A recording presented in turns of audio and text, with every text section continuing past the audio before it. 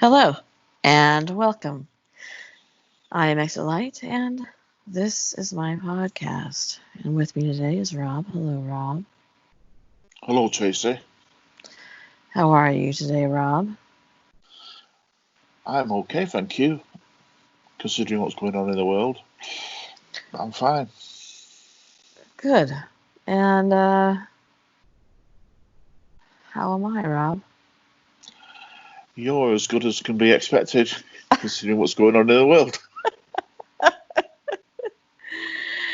And so before we get started, what? Spit it out. Hold on a Spit second. it I have to out. jump start my brain again. I have to mention a few things. One would be if you are not subscribed and you would like to be, please hit that subscribe button. 2, if you like this video, please give it a thumbs up.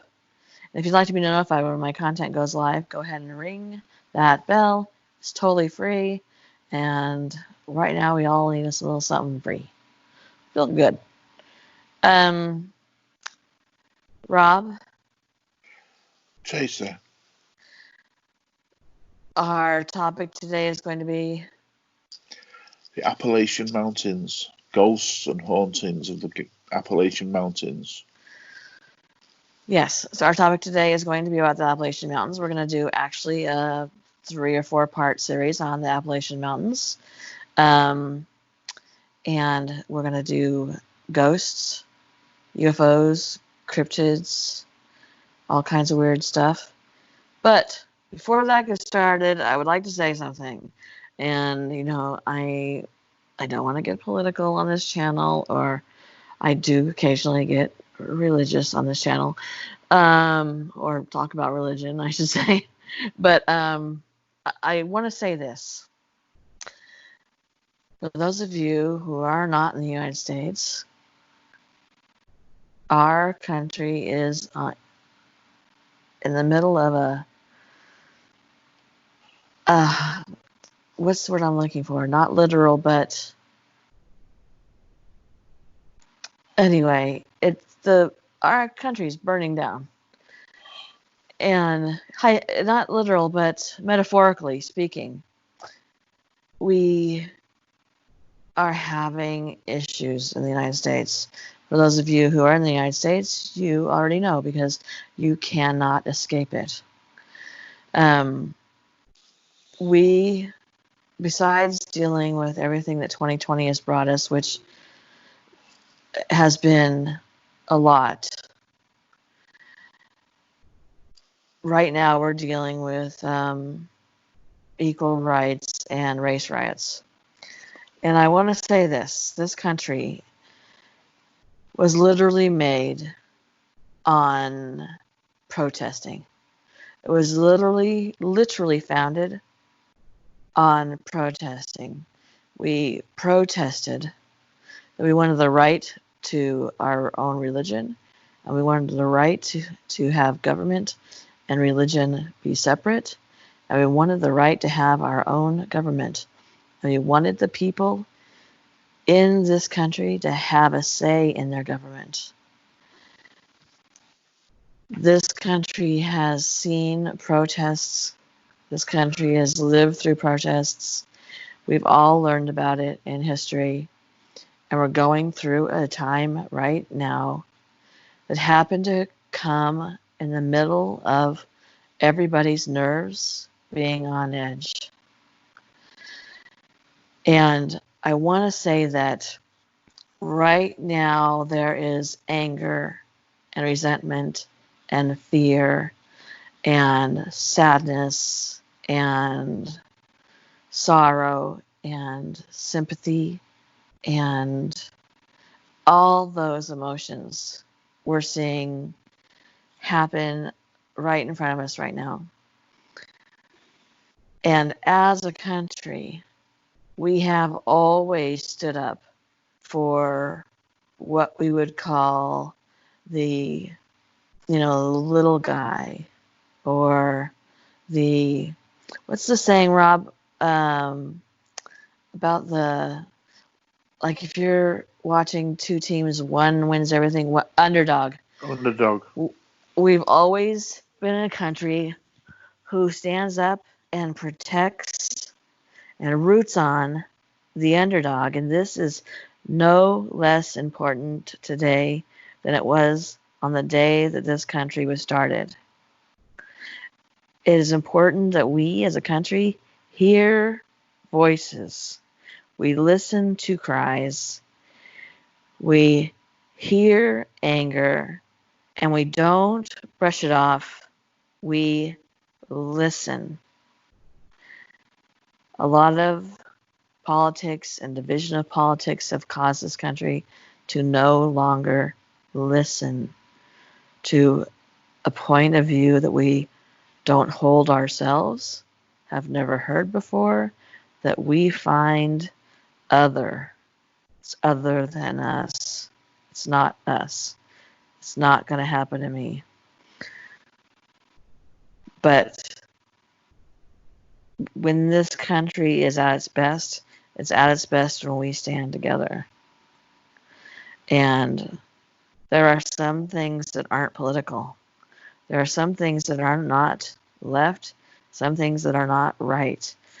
And when people get their necks crushed while we watch it on video and they're begging for their lives and still using the words sir and officer, that is something that brings people together, should bring people together to say, wait a minute, this isn't right. And we've been seeing police officers take knees with protesters. We've been seeing police officers put down their batons and walk with protesters. And that is an amazing way to start a conversation that ends productively so that we don't do this over and over and over again for another 200, 300 years. Let's listen, reach across. This isn't a political issue. It's a human issue. It's an emotional issue. And prop each other up. And that's what I wanted to say. Okay, Rob? Yep. Yeah. All right. So, on this channel, we don't know what people's religious backgrounds are or political backgrounds are. And you know what? We don't care. We don't care. We're here to hear spooky things and have a common interest. And I hope I didn't make this political. I really just want to make it human. Because we're all humans. We all have feelings, and we can all be friends. We don't have to believe the same or have the same political beliefs, the same religious beliefs, or the same any beliefs. And we can still get along if we listen and understand and respect that we don't have to think the same way. Respect that. It's okay if somebody believes differently than you, thinks differently than you, has a different religion than you. But what is not okay is to stay quiet when we watched a murder happen. And we as humans root for the underdog and we take care of the underdog. So let's do that. All right, Rob, everybody's gone now. I know what you said, excuse me, that we're all human on here. I think that might be stretching it, but there you go.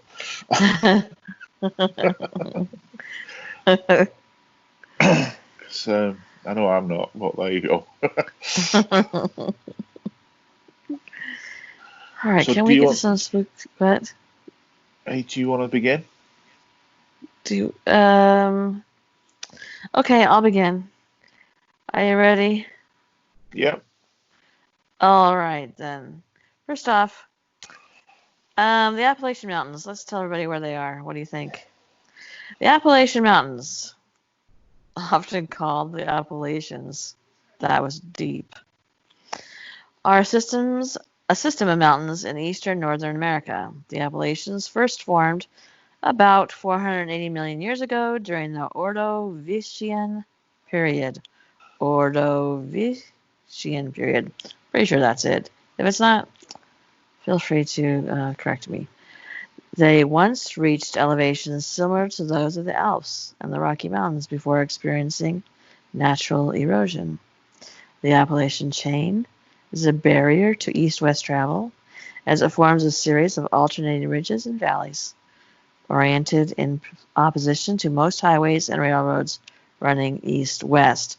So the places that the Appalachians are in are Newfoundland and Labrador, St. Pierre, this is in Canada, by the way, Quebec, Nova Scotia, then we go New Brunswick, Maine, New Hampshire, Vermont, Massachusetts, Connecticut, New York, New Jersey, Pennsylvania, Maryland, Delaware, Virginia, West Virginia, Ohio, Kentucky, Tennessee, North Carolina, South Carolina, Georgia, and Alabama. They're long. And, Rob, if we raise enough money, hint, hint, to go to New England, we'll be right over there by the Appalachian Mountains. We'll be there.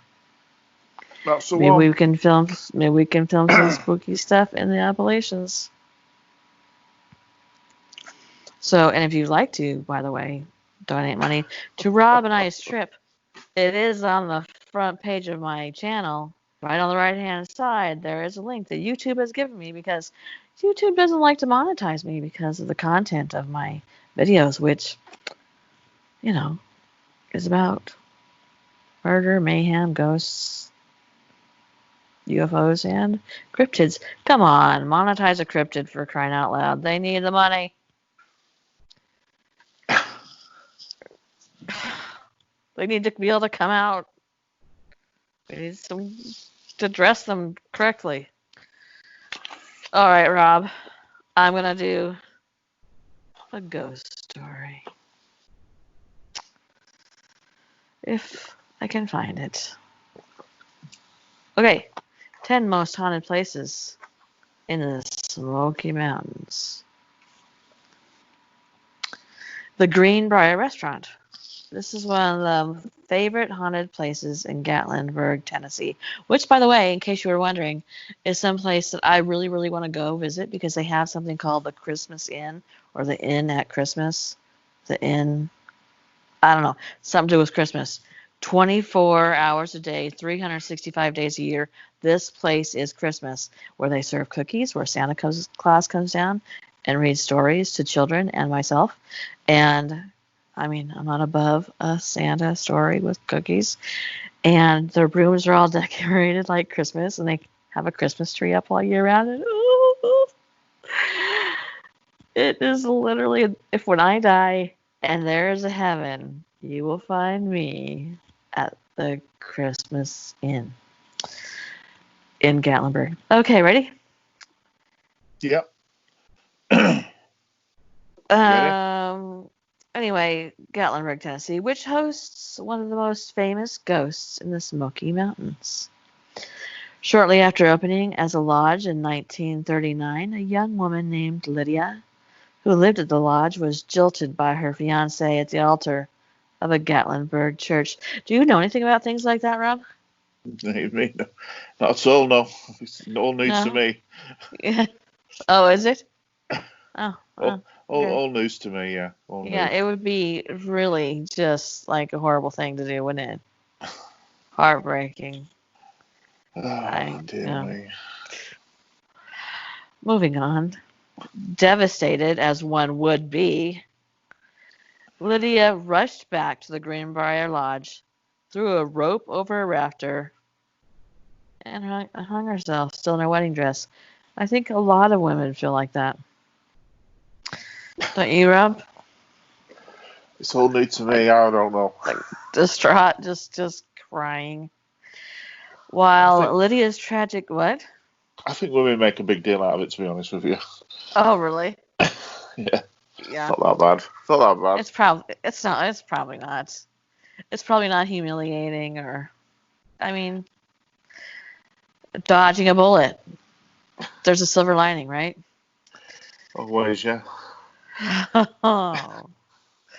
While Lydia's tragic death is enough to make Greenbrier one of the most haunted places in the Smokies, her false-hearted fiancé's body was found days later, mangled by what appeared to be a mountain cat. Meow. Since the animal had long since disappeared from the area, many guessed that Lydia's spirit had returned for her revenge. Rob, remember when I said that you should be a cat person? Don't Yeah. be. Don't do it. Diners are said to see a sad figure on the staircase which rests where Lydia hung herself. A strange young woman or a simply sad presence. So stop into the Greenbrier Restaurant for some filet mignon, perhaps another dinner guest. You will probably skip that when we go on a tour. What do you think, Rob? I don't think that would be ideal for me to go to anywhere like that. To be quite honest with Yeah, I you. think so. Yeah, I think probably we'll skip that. Okay, Rob, are you ready to tell us one? I'm going to read you a poem. Are you? Yeah. In the Finally. days, in the days of the covered wagon, when they camped on flats for the night, with the moon shining down on the canyon rim, they watched for the brown mountain light. High on the mountain and down in the valley below, it shines like the crown of an angel and fades as the mists come and go. The ghost lights or the brown mountain lights are one of our first mysteries, the odd and alluring brown mountain lights. Now, I watched a program on this, and it is absolutely amazing, and it's still there today. And you can actually go and watch them, and they've been filmed. There was a university from somewhere in America, from North Carolina, I think it was, who went and did maybe 6 months research on the lights, and you can see loads and loads of different lights, and it's like very much like the light that would be on a not really bright, maybe on a covered wagon. I'm just trying to think of the word, a covered wagon. In when they Like used a to use lamp? covered wagon, like a lamp. That's it. Yeah. Um, we sort of call them tilly lamps. I don't know if you call them that in America. Mm-mm. And it's not really bright, but it's just amazing. And if we did go on a road trip in America, it's somewhere I would love to go because you're pretty much guaranteed to see them. Ooh, let's do that. And what they've done, they've put people over. It's over sort of a canyon, so you're on one Mm. side looking down onto this huge wooded area. Mm-hmm. They put people down in the wooded area with radios, and they've been up on the top of the canyon looking down at the lights, Mm-hmm. and they've been in communication with each other, and they have said, we can see the lights there, and there, Mm-hmm. and the people have been there, and there's nothing, there's no light, Mm-hmm. but the people can see them, and not only could they see them, they've actually filmed them. So Hmm. it's not as though they're making it up. You can actually see them on film, these lights dying about. I mean, a lot of people have said that it could be swamp gas, the usual. Lightning bugs? think they'd be too big. Because Oh, it's quite a distance away. We're talking a couple of miles, maybe. right. Oh gosh. So I don't understand the yeah, swamp gas thing. Everything's a swamp gas. I know, I know. It's either a swamp gas or a bloody balloon, weather balloon. Swamp Yeah, gas or a weather that's balloon. right. Swamp gas, weather balloon. Oh, okay, okay. That's what floats the weather balloons is the swamp gas. Yeah, yeah. All right, are you ready? We should go by the way and do that because if we can this is the thing where we should rent an RV because we could just pull up, park, and I could console you when you got back. Why would I need Like, consoling? because you'd be crying like a baby. And I'd be in the RV cooking up some eggs or something. I don't know if I want to see it. I have to. You guys are going to see which one of us is the bravest one. It's me. I've lived in some pretty frightening places. It'll be me. Rob will be the one crying. Okay. He'll be like, God, why? What is wrong with my brain? The witch one where they're crying with the, Blair you Witch. know, they'll be probably like the Blair Witch holding the flashlight under his face. I saw a light. I think you got me completely sussed I out can't wait. completely. I can't wait to see our different reactions. That's really exciting to me. I can't wait because I am actually brave. Yeah. I know it's hard to tell because I don't watch scary movies and I want to stay in a place called the Christmas Inn. Um, but when I had stuff like that happen, scary stuff, I handle it pretty well. Yeah. I'll be in the RV, you'll be running beside it.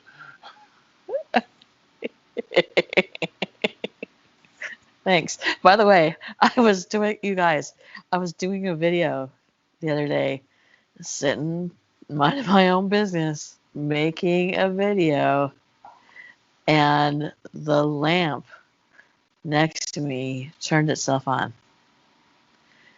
And the only way to turn on is to push. It's got one of those things on the floor that you push with your toe, to turn the lamp on. Yeah, I wasn't doing that because I was in a recliner. So my feet were up, and it wouldn't matter because the thing to push the lamp, turn it on, is under my couch. We reached under there and hit it, and turned right on. So I called my son in the room and I was like, "Do you notice anything different?" And he went like blank. And I go, "Look at the light." And he goes, "Oh, why is the light on?" Because in my house it's kind of dark, like a you know, Cave. yes, like a cave, like a basement or deeper than a basement. Um, and so it's like, why is the light on? And yeah, so there you go. Something weird's going on, and I'm gonna actually ignore it because I know what happens when you don't. Also, I've been hearing small children singing. The small children singing. That is abnormal. Okay, you ready, Rob? I am. The Devil's Courthouse. Located at Whiteside Mountain in nearby North Carolina, the Devil's Courthouse, like several other haunted places in the Smoky Mountains, makes for a great day trip for guests staying in Gatlinburg, which lies about 2 hours from one of the oldest haunted places in the Smokies. Oh, Rob. Let's stay at the Christmas Inn and then we'll just drive over there, okay? Okay. Early settlers in the Smokies named this barren, craggy rock face the Devil's Courthouse for its sinister appearance, which led them to create a tale that the devil himself held court at the cave underneath the diabolical-looking cliff. Perhaps the pioneer's legend was adapted from the early Cherokee tale of Jutakula, a slant-eyed giant with a voice like thunder and arrows made of lightning, who made his home in the same cave, dancing and carrying out his own judgments. Well, you should go first, because if anybody needs a judgment made, I mean... What's so this now? I'm going to go at me, like. What's up with you? Well, because I think in the last two podcasts we've done, you've had to go at me. People, you can say that all you want, but people know that it's not true. But that is true. That is true. I know they're gonna be like, "Why are you so hard on Rob?" Oh yeah, so they should. I'm just teasing you, Rob. Are you taking your insulin right now, Rob? No. Yes. Rob is like my small child best friend. Okay. Big cold worth.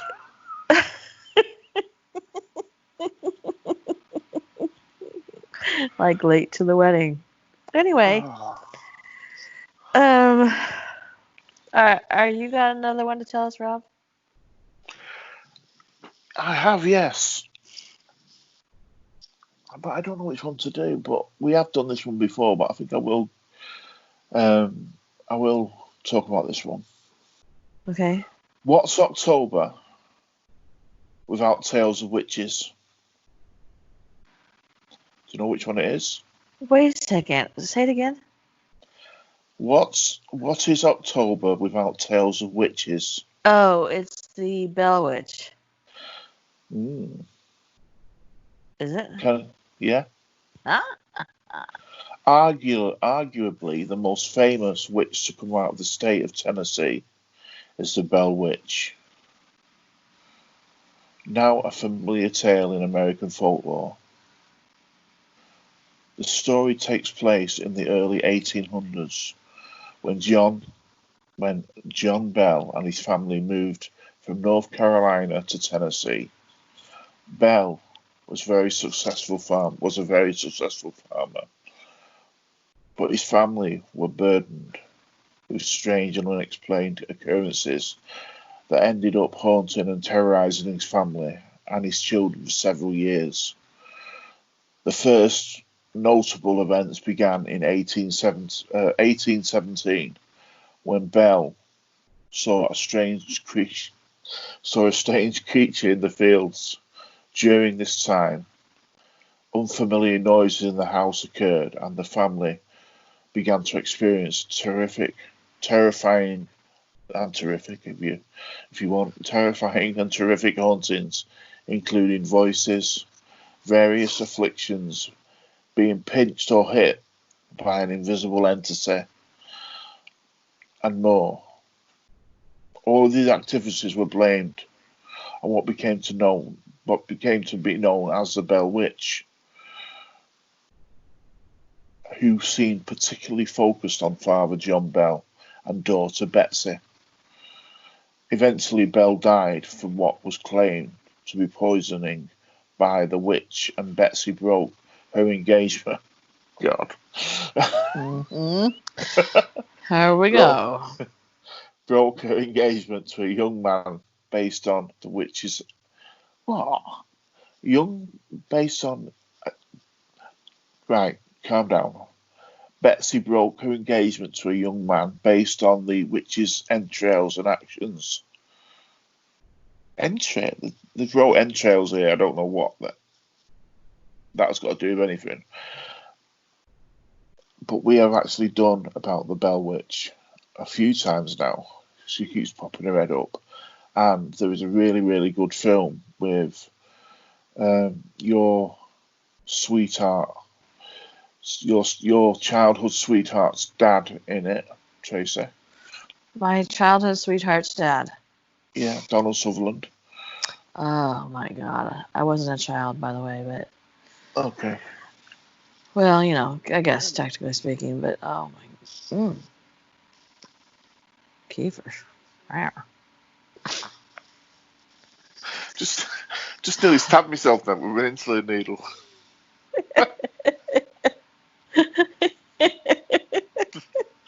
Don't make that cat noise.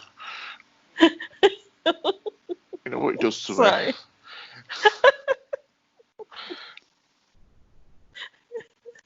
Sorry. Oh my God. I'm already planning videos Halloween. for Halloween, and one of them I'm gonna do on black cats. So look out for that. Can you believe it's coming close to Halloween? You Well, knew it's not what? that far.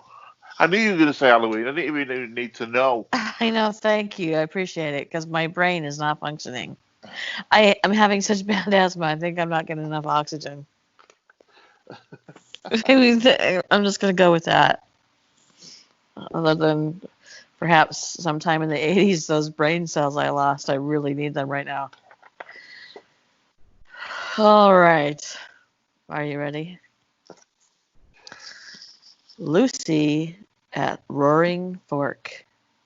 Those looking for a haunted place in Gallenberg or the Smokies need only drive down the Roaring Fork Motor Trail. That's a road, right?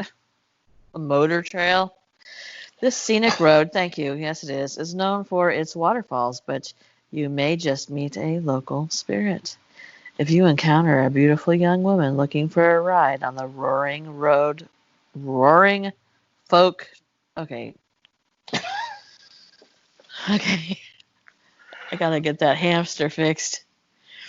Take him to the vet. Okay, get back on that wheel. Here we go. If you were, nope. The same person that wrote mine has wrote yours by the sound of it. Oh, those hamsters that work those wheels in my brain, they're just like, forget it. If you encounter a beautiful young woman looking for a ride on the Roaring Fork Trail, you may just have met one of Gatlinburg's most famous ghosts. Legend has it that Lucy died in a cabin fire around 1909. About a year later, a man named Foster, who was in the market for a wife. He's not at the market. God. That's where they are. They're at the market. Oh, buy one, get one free.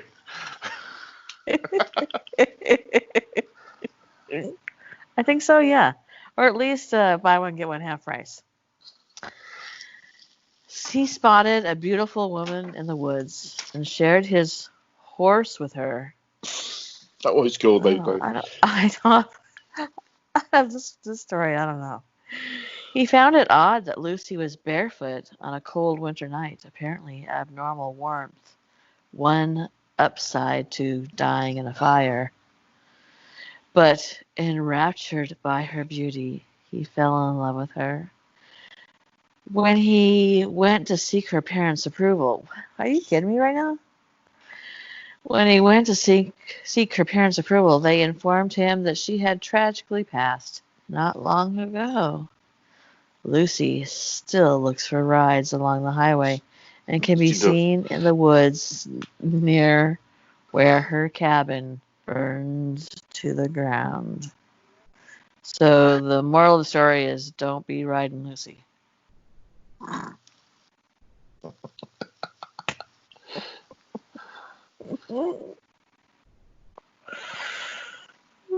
Okay, Rob, go with yours.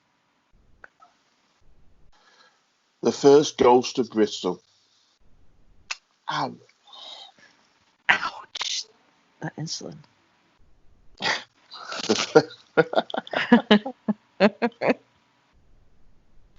Bristol, Tennessee, Virginia. Is that 3 places? Yes, I believe so. Bristol, Tennessee, and Virginia. You know, what is wrong with people in America? I think it must be Bristol, Tennessee, comma, Virginia, Bristol, that's the Tennessee, one, yeah. and Virginia. Okay, go I ahead. mean, what is going on with them? Can they not just get the grammar sorted out? I know.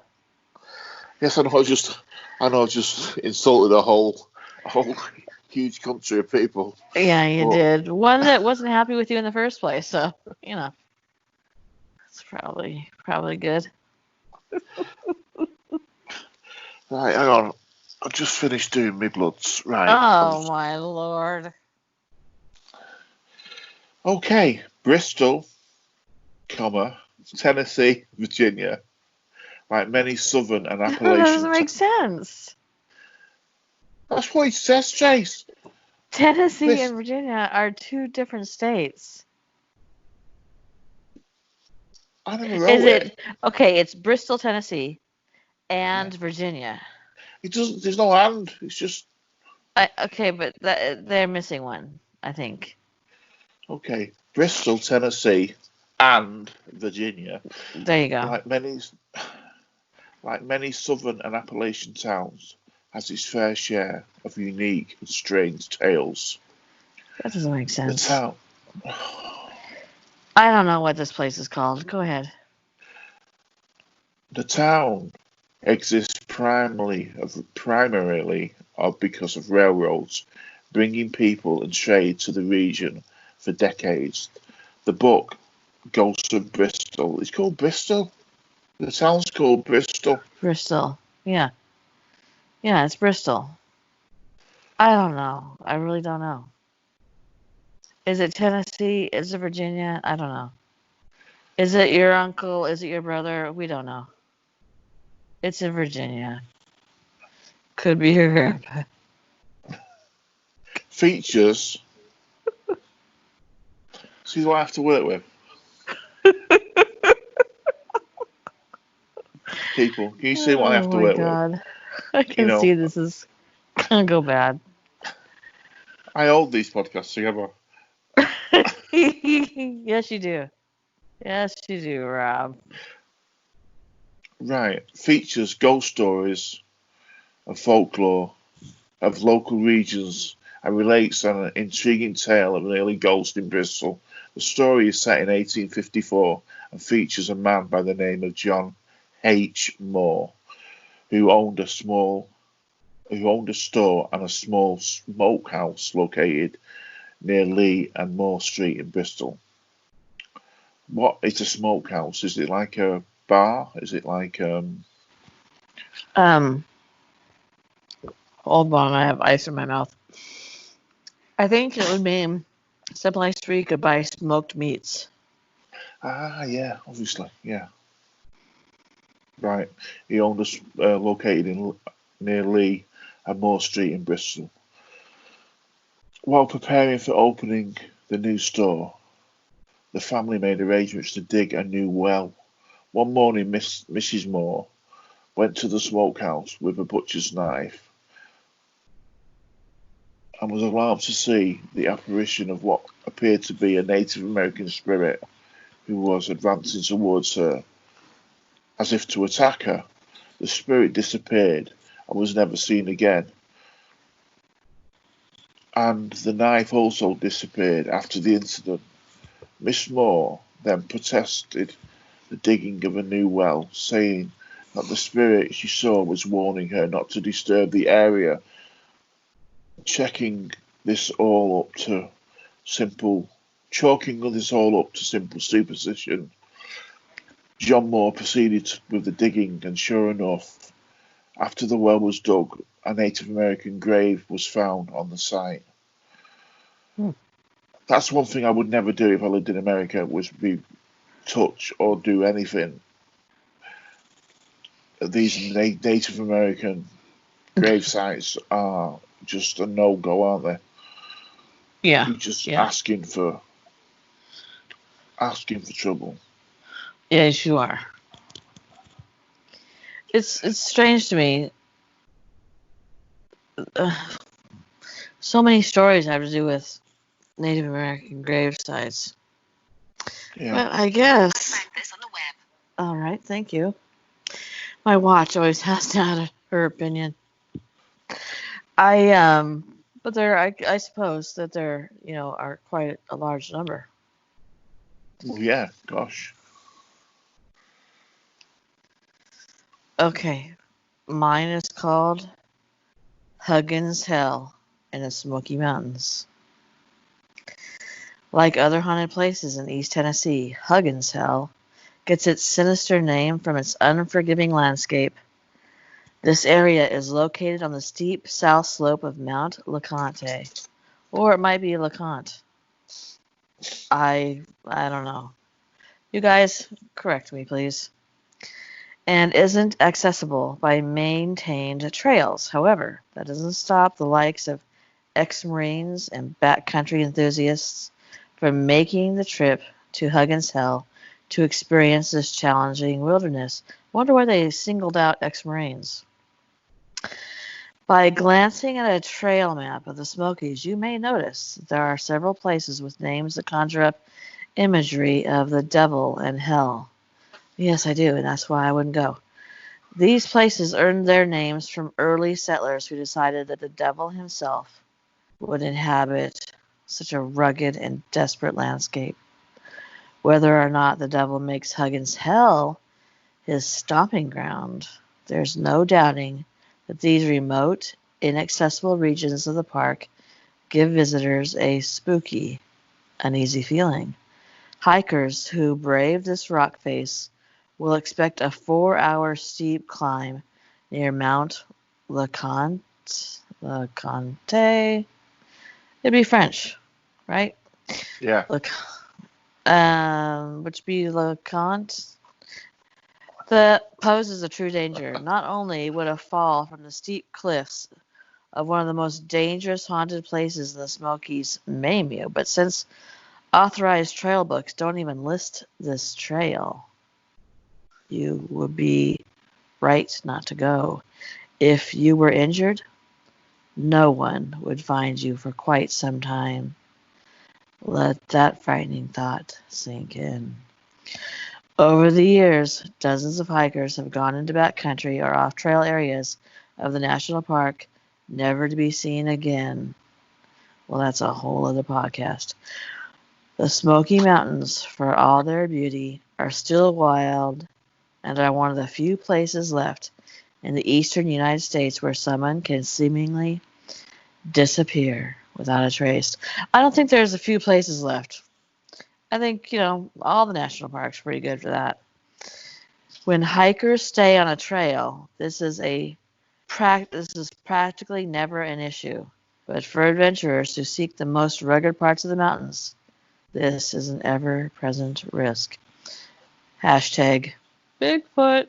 Hashtag serial killer. Hashtag UFOs. Ba-dum-bum. I was watching. Zach Bagans. No, I wasn't actually. What? I was watching this new series called Paranormal Caught on Camera, and it had some footage from Russia of these two guys in a car driving. It was really, really snowy, and the snow was really deep, and they had a dash cam, and it looked, for all intents and purposes, that they were in the middle of nowhere. And all of a sudden, this huge brown, what can only be described as a Yeti, came bounding across in front of the car. Really? And they reckon it's some of the best footage ever taken of a Yeti. And Yetis aren't white. People think that they're white, they're not. They're brown or black. I don't know why it's got. But anyway, it's besides the point. But yeah, it's really, really good footage of this cryptid that I believe is real. But anyway, Yeah. No, I haven't been watching any Ghost Adventures, so I'm You saving them up. haven't? I'm gonna have a Zack night. Oh, are you? I'll be sure not to call. Oh dear me, I thought Willie had just said that. Okay, do you got another one? Yeah, I just found this actually. Um, I thought of you because it's got the word Halloween in it. I No, love that. I would like to have nothing. that put on my gravestone. What Halloween? I thought of you because it has the word Halloween in it. It That'd reminds be me cool. because when you told me that you used to do these production type things for Halloween, Oh, yeah. Yeah, big ones. it says nothing says Halloween quite like wrapping up in toilet paper and dressing up as a mummy. But if you, but but what if you were told you didn't have to go to Egypt or South America to see mummies? What if I told you you needed just to go to Anderson's Philip Anderson Broadus University student. Basically, there's a universe. I haven't got a flipping clue what I'm talking about. Basically, I started off with good intentions.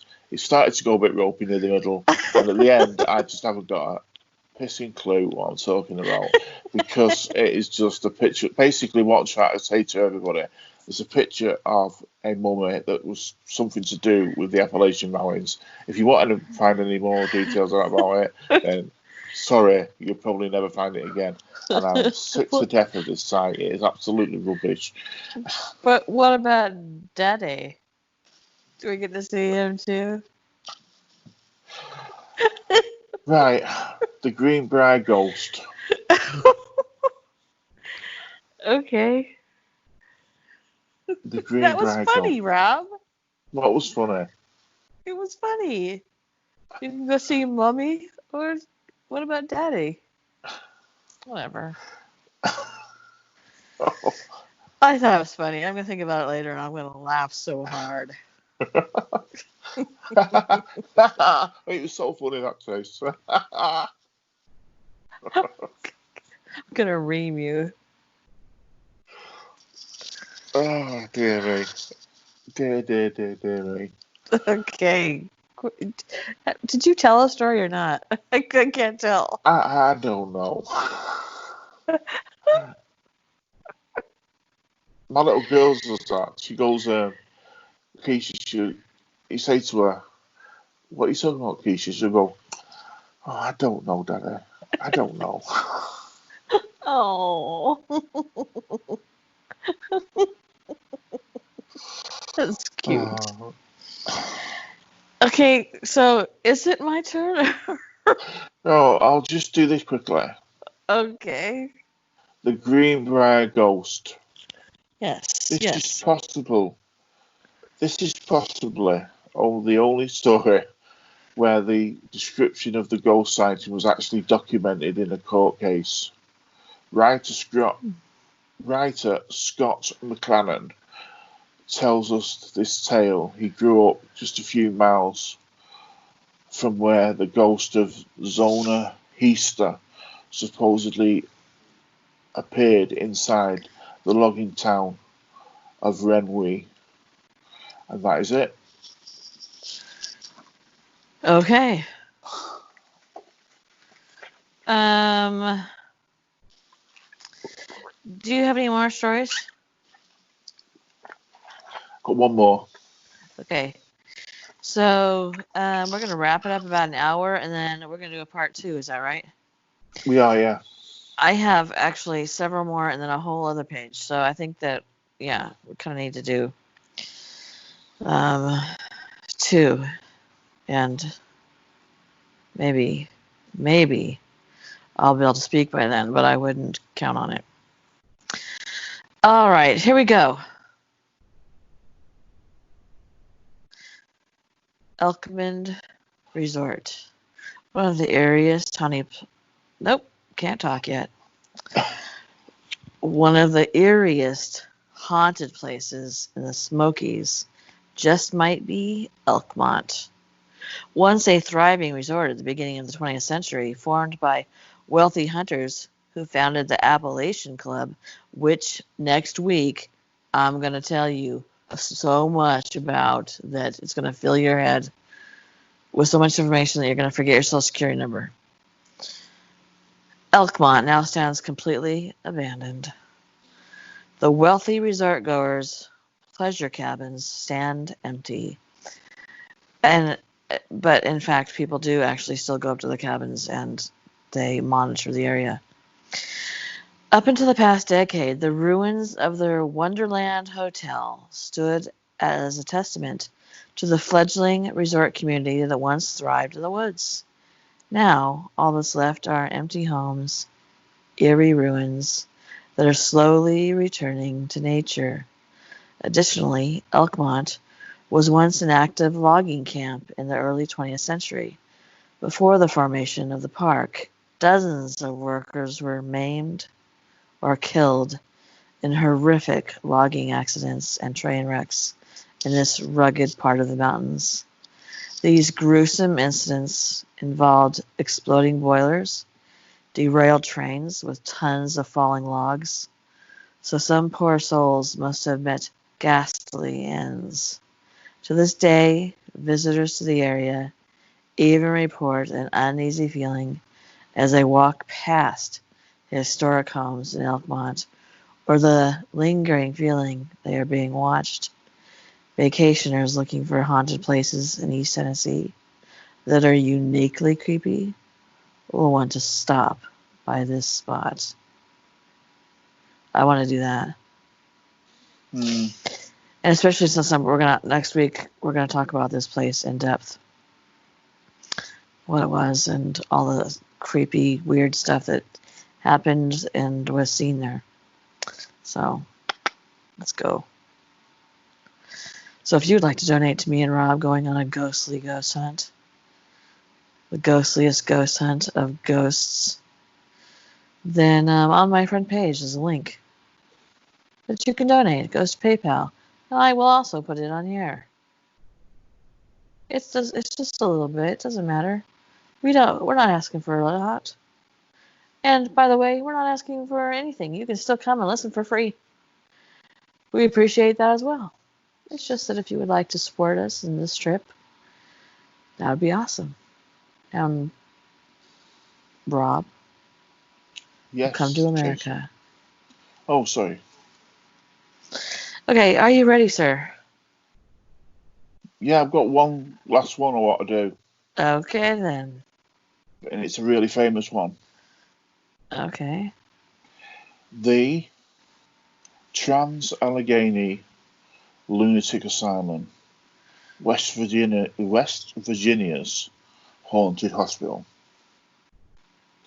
Now, obviously, or maybe not obviously, this place has been investigated and investigated and investigated and investigated by everybody. Yes. It's been beaten like a dead horse till it's just a bloody spot on the ground. Yep. The Trans-Allegheny Lunatic Asylum opened its doors in 1864, just after West Virginia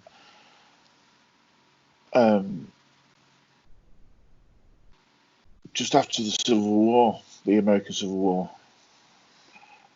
But construction continued for almost 2 decades more until the building was complete. On the outside, the Gothic and Tudor architecture looks ominous and foreboding. And it does look like a sort of somewhere in between a castle and a big, huge mansion. Yeah, it does. It's almost like they intended it to look scary. Yeah. You would think that because it was an insane asylum, you would kind of want people coming up to think, well, this is a nice place, rather than Dracula. Yeah. It does look a little bit like that. Yeah. And it is very active, paranormally active. All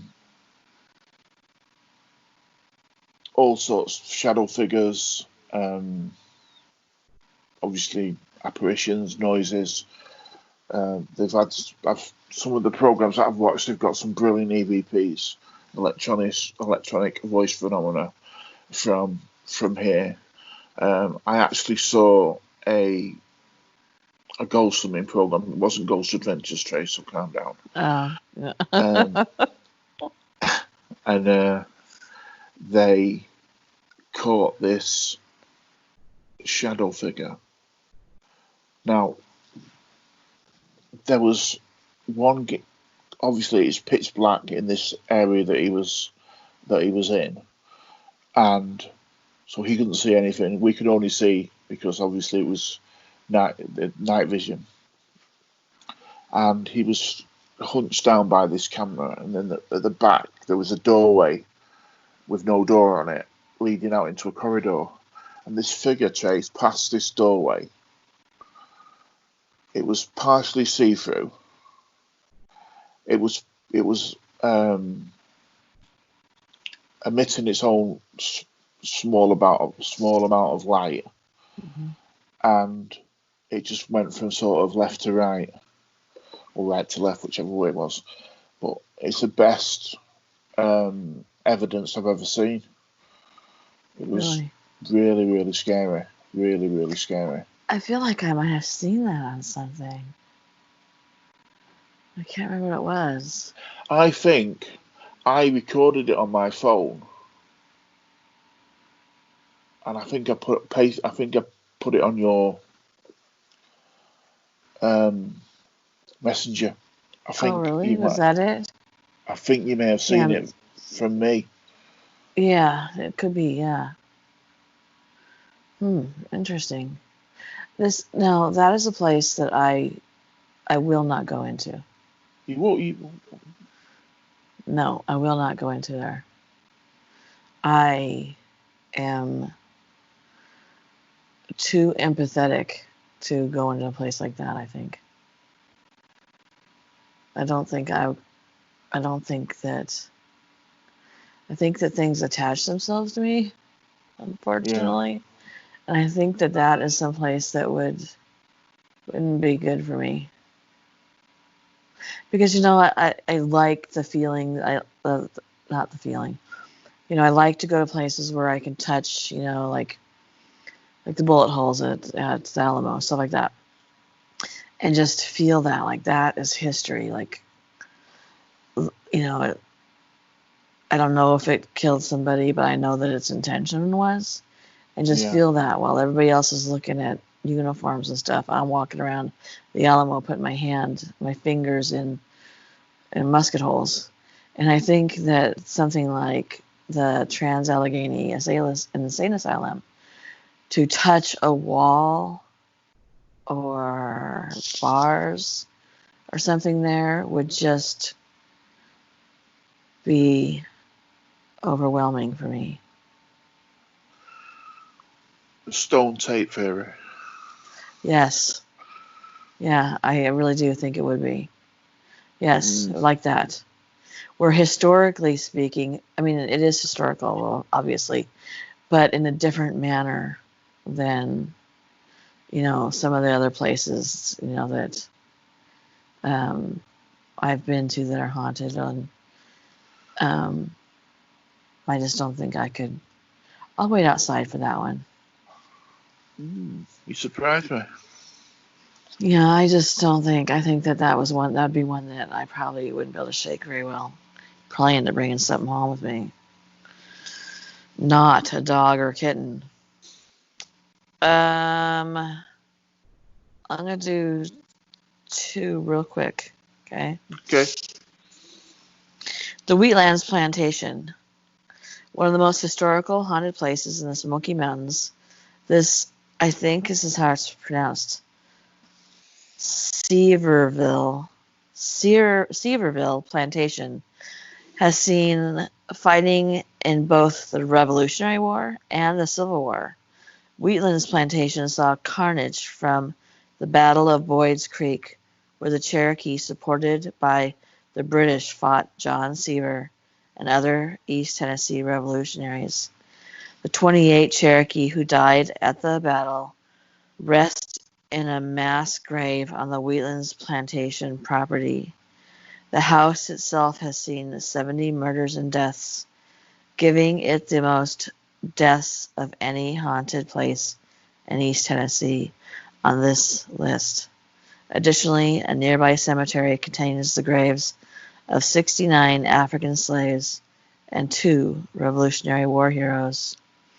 Perhaps the most famous of the deaths that occurred at Wheatlands Plantation is still visible to this day.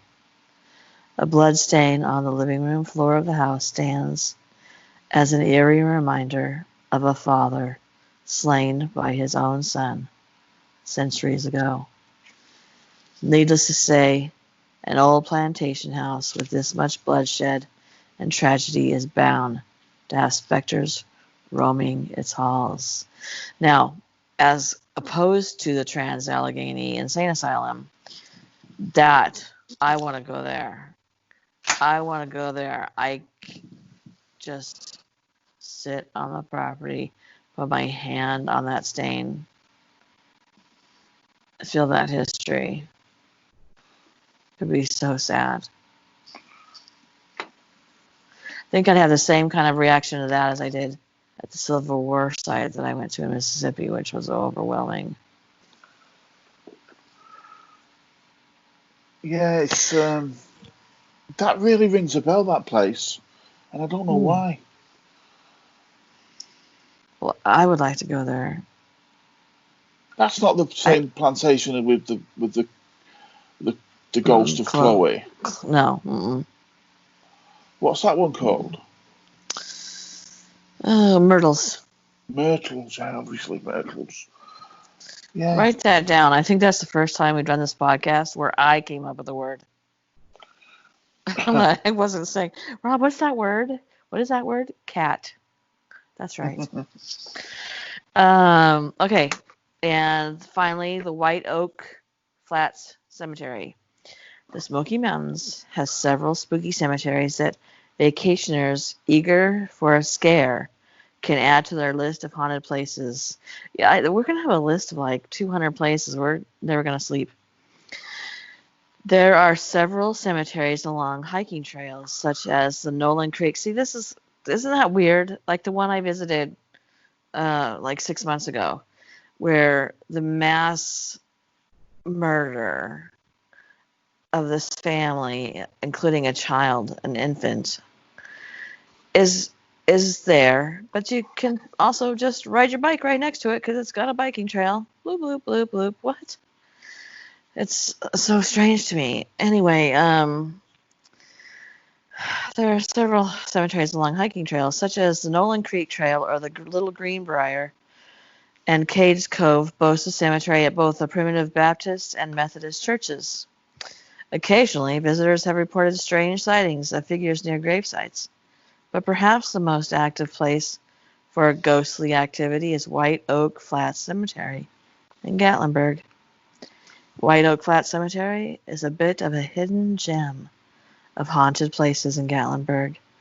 A short walk from Gatlinburg's The Village, you'll find one of the oldest cemeteries in the area. Established in 1830, this cemetery boasts the graves of several of Gatlinburg's early settlers, as well as several unmarked graves. Who knows what spirits might lurk in the nearby forest? Many guests visit this and several other haunted places in the Smoky Mountains, such as Greenbrier Restaurant, through Gatlinburg ghost tours. While there are plenty of spooky haunted places in the Smoky Mountains, these are some of the most spine-tingling highlights. You know, this says that this cemetery was established in 1830. I used to live outside of Spokane, Washington, in a tiny town that literally had, when it was first founded, it had a cemetery which they put way on the outskirts of what the main town was. And then they had a church that stood up on a hill, which was turned into a house when I lived there. And then they had They still have it as this tiny little country store, but they've added on to it and, like, you know, it changed it completely. But it literally was, you walked up on these old creaky stairs and this old creaky pathway, and you went in, and ding-a-ling-a-ling when you opened it up, and it was really, really small and dark. I mean, I don't even, the lighting was for shite. And Is that a technical term? yeah. And then across the street from that was the hall where the town would get together, literally ride their horses and buggies to this town hall to have everything, meetings, social functions, you name it, they had it there. And it was called Colbert, but it was originally Colbert, because it was somehow or another French. But Colbert, where I grew up, had a cemetery about a mile from my house that was hidden in the woods, and somehow I managed to stumble upon it, because that's me. That was established in the late 1700s, and they had like so many babies, so many infant graves from illnesses and whatnot, births that went bad.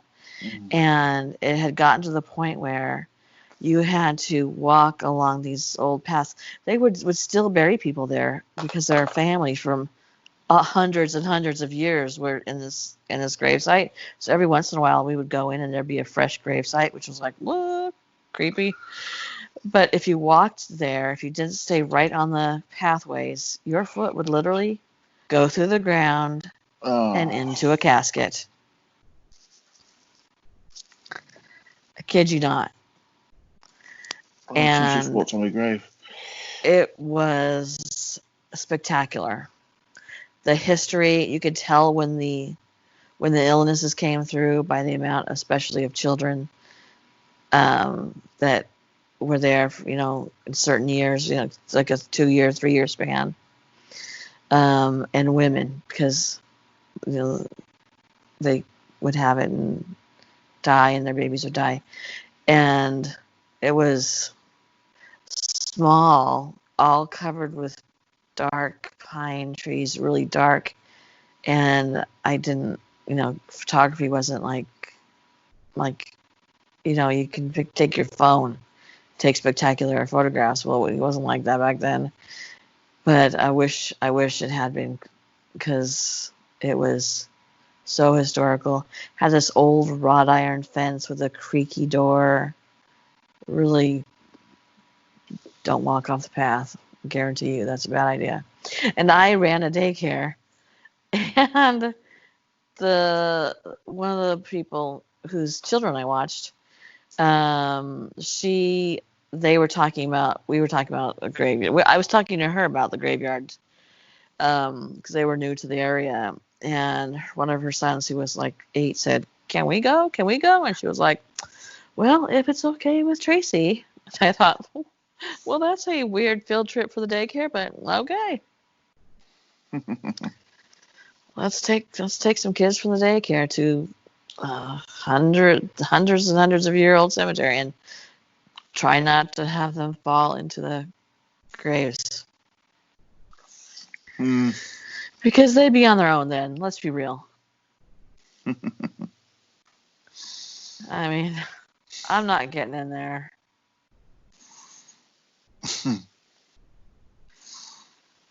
Rob, thank you for doing this with me. Not a problem, Tracy. Thank you for having me.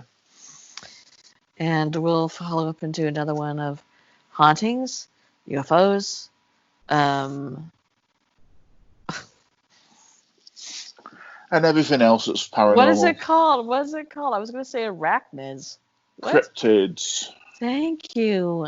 We don't want arachnids. Aren't those spiders? Yeah. Not going to do that. And so stay tuned because we're going to be doing a series on this. And if you guys liked the Crater Lake series, I hope you did because I really liked doing that. And I would kind of like to do a series about different places with historic, scary histories. Okay, Rob? Okay, Trace. All right, everyone. Hit that like button. Please share this video. It helps very much. Smash that like button. Smash it. Smash it. And then please subscribe. Yep. We're getting lots and lots more subscribers, and I appreciate it. Thank you. All right. Good night. Good morning. Good morning. I guess it is morning, even for me. All right. Good morning. Bye. Bye.